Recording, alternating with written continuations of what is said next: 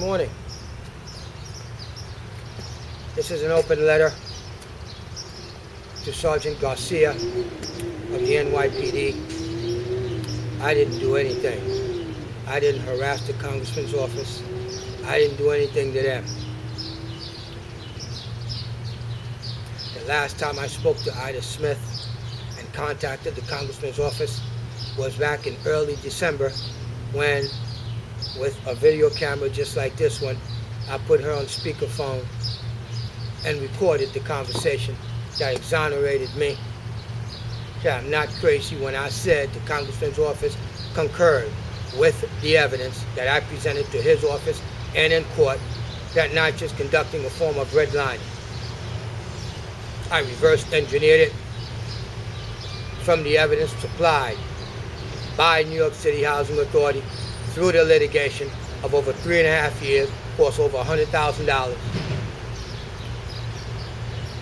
That it happened when Tino Hernandez, under his administration, that there was a policy change on July 11, 2003. I think that's about a year or so, year and a half after Mayor Bloomberg came into office.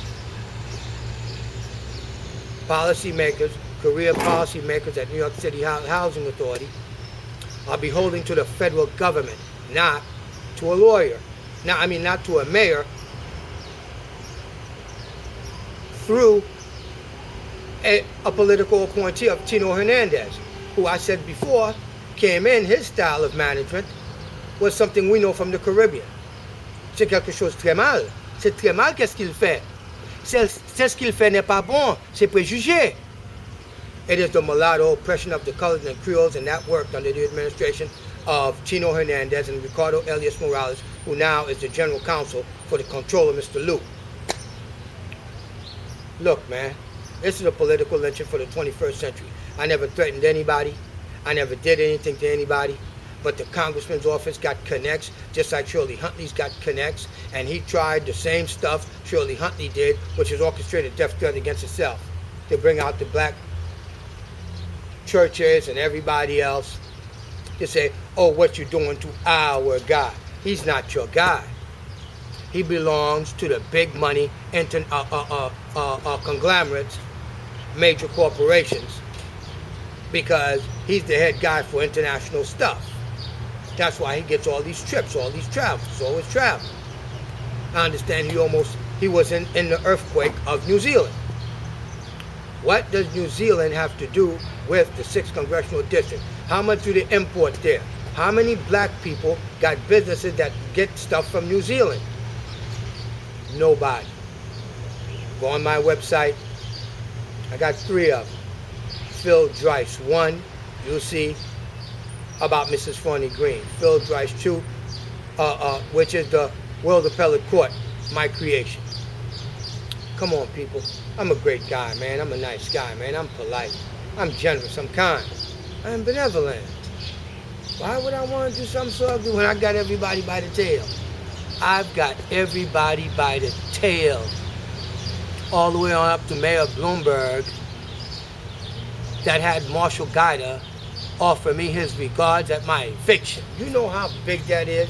That's because DRICE stamped on his behind 12/1956. I lived there for 12 years. I'm one guy, one super bad ass senior forensic paralegal. Stopped the marshal 9 times by myself.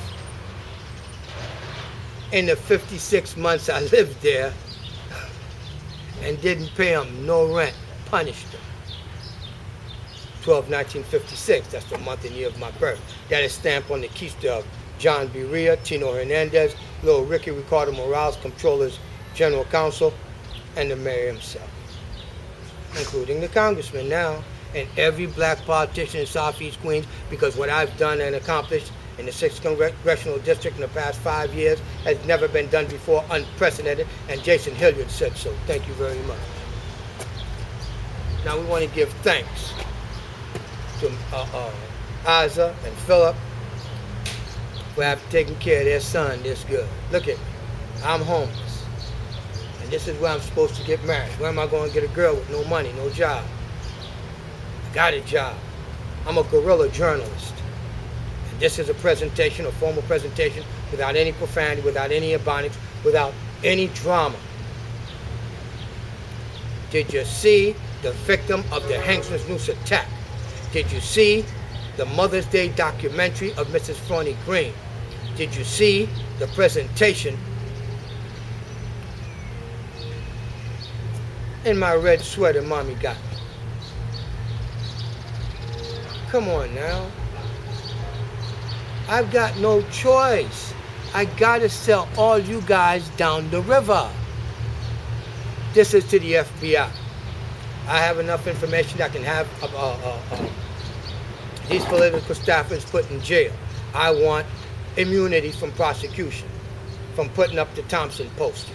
Because I snitched, I said it, and Thompson should concede because it was Rashida who ordered me along with Ida Smith, the special assistant of Congressman Meeks. She has good reason to call the police and say I'm a threat to her because the evidence says that she could lose her job. And this is how she's misusing everything, construing it to make me look like I'm a physical harmful threat to anybody. I wouldn't touch anybody.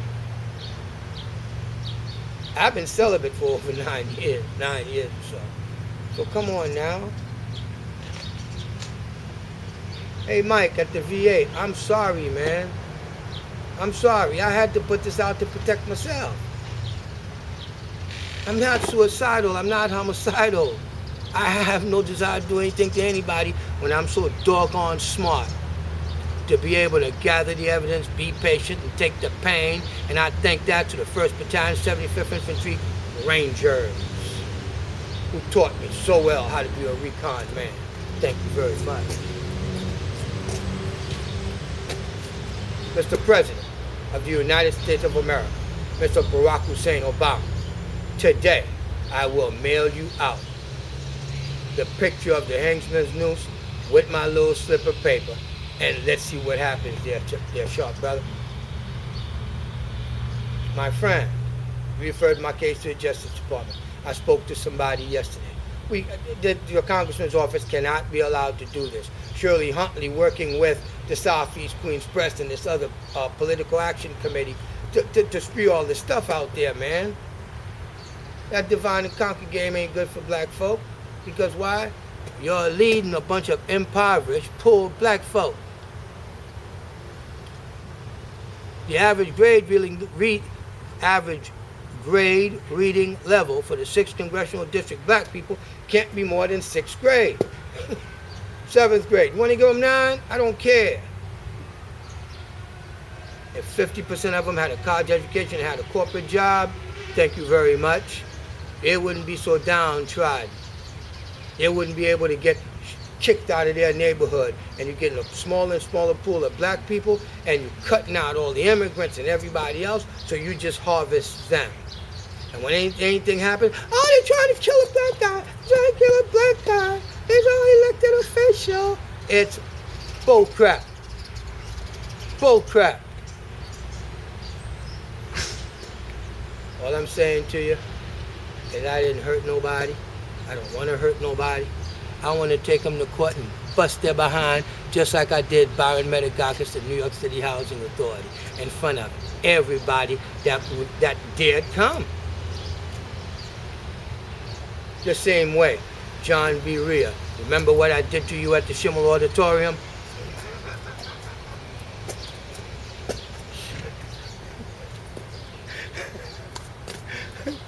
I'm sorry if I made you look stupid. You reap what you sow. You reap what you sow. So where is that video footage? What? Oh, I don't just pick on black people. Skin color ain't got nothing to do with me. I have an economic situation to think about rather than the skin color. That's why I'm happy to say, Mayor Bloomberg, NYC TV, where is my presentation at the 3rd term hearings, if you don't mind? I'd like to show it to my fans on YouTube.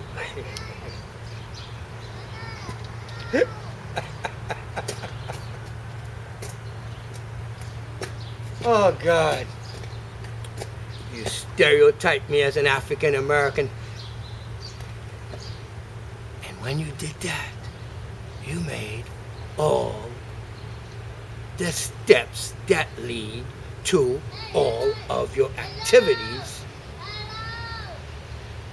that shouldn't have had occurred. Conduct unbecoming the office of the congressman is enough to get people fired.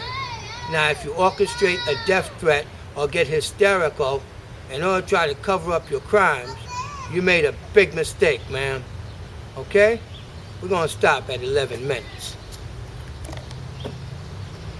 So I'd like to thank you very much for seeing me for what I am in the bright light of day.